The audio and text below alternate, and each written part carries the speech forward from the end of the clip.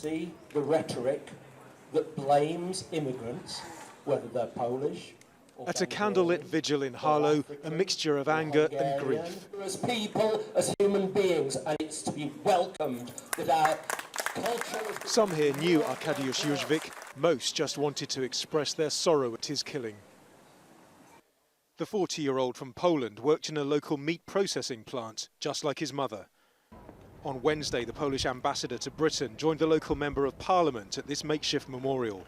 Poles has so many good experience in the past. Poles are present in Great Britain for many decades, or maybe even centuries. So I hope that it will never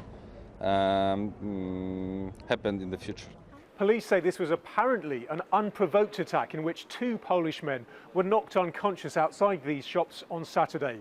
The second unnamed man was released from hospital with minor injuries, but DARIUSZ died in hospital 2 days later. It's now a murder inquiry and 6 teenagers have been arrested. Police are still investigating whether this was a hate crime. The victim's brother says it happened because he was heard speaking Polish. Either way, Polish residents say such incidents are worrying relatives back home and making them question their future here. I think now many Polish people is gonna think about this situation. Like Maybe they'll stop. Maybe they're gonna back as well or stay here. I don't know. Since the referendum in June, when Britain voted to leave the EU, there's been an increase in physical and verbal racist attacks. Speak proper English then. This Polish cultural centre in London was defaced just days after the vote.